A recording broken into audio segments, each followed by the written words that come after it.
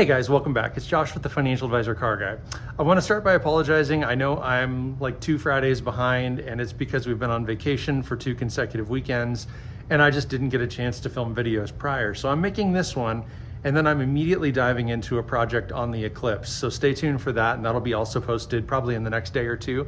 But that'll get us caught up, and then hopefully by Friday I'll have a new one for you guys again. But this week I wanted to talk about something very, very cool I read on the internet. And basically what's happening is the new C8, I want to say Z06, it's the C8 Z06, not C6, which is what I started to say.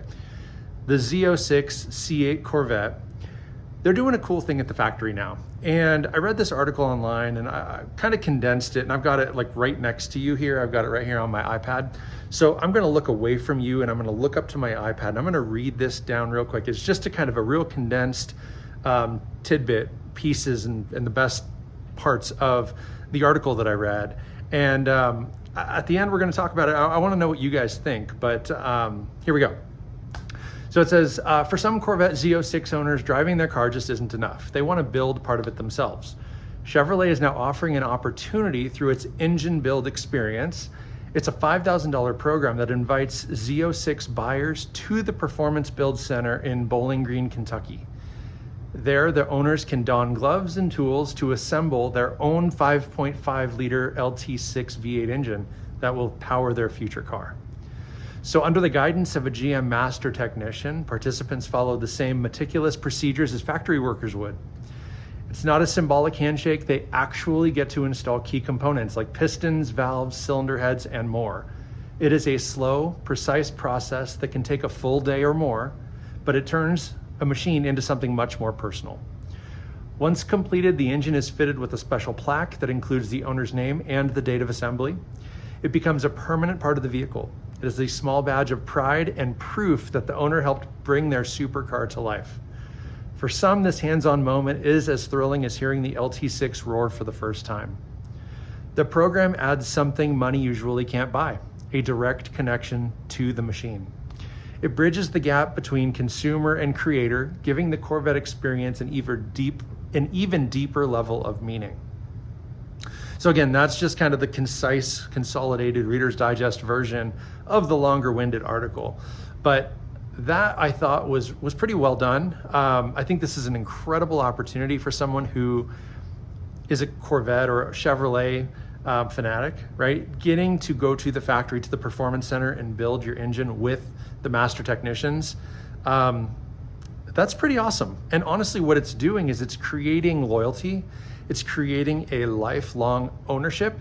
I'd imagine that anybody willing to pay the extra $5,000 for the experience isn't just trying to flip their Z06, right? They're going to keep that car. They're going to drive that car. They're going to enjoy that car.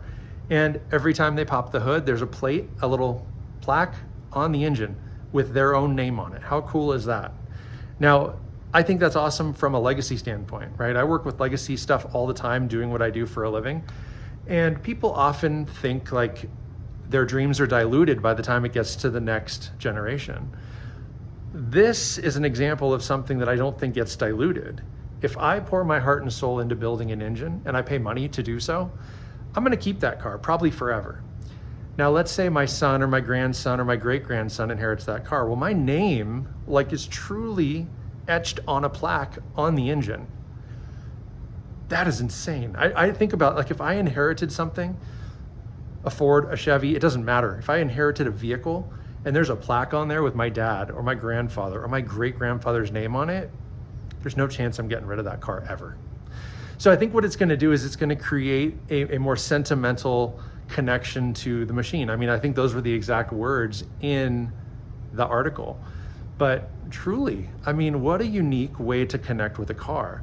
I also think that it's pretty foolproof. I mean, they're not going to let you screw it up. If you're not putting in a valve correctly or the cylinder's not fitting, they're not going to make you just ram it in there. They're going to take their time. They're going to stop you and likely walk you through the process to figure out, well, what's going on? Let's figure out why it's not working and make it work. And then at the end of the day, you fire it up and boom, how cool is that? So that's truly all I got for you guys this week. This is a short episode, very short video. but it's a new experience, and I don't know that they're doing it just yet. I think it's coming. So I've got to assume that, you know, I mean, other recent news about the Corvette is the new, I don't know, ZL1X or something like that, beat the Nürburgring record for a car, from an American-made car. It beat the Ford GTD that just did it a couple months ago, and it beat it by a couple of seconds. It's not an insignificant amount of time. The other side of that is not only did it beat it, but the car is like $125,000 less than the Ford. So Chevy has a lot of momentum right now, and I feel like they're doing everything they can to pull market share away, which honestly is really important right now because of things like tariffs. And you know, people want to buy American. And so I've got to tell you, I think Ford and Chevrolet are both pretty well positioned to benefit, even though Ford builds their cars, you know, Canada, Mexico, wherever. And really Chevy's not a lot different. They're importing parts and things like that too.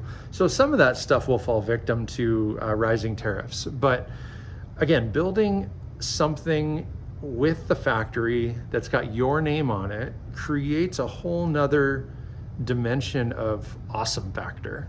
I just, you know, I mean, the first thing I would do is if I did this, I would drive that car with pride, and I would show everybody I know and tell everybody I know, like, hey, look at this plaque on the engine back here. Like, this is me, I built this. How cool is that? You know, I mean, already I kind of have some of that pridefulness when I drive my Mustang around. You know, I mean, you guys sort of know the story, but I mean, this car was built in my garage.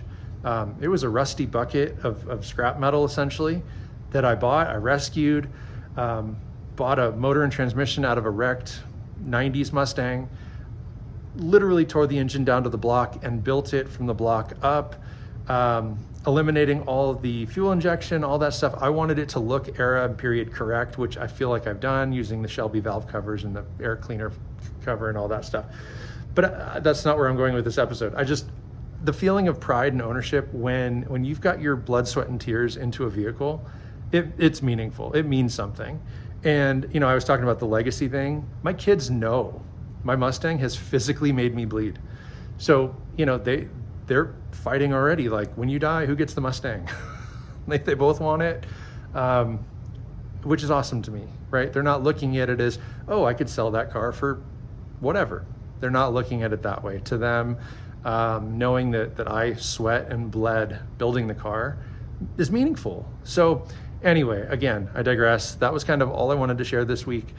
Let me know in the comments what you know about this. Is this program way better than I even explained, or had you not heard of it, right? Who knows? It's not for everybody. Not everybody wants a Corvette. Not everybody can afford a Corvette.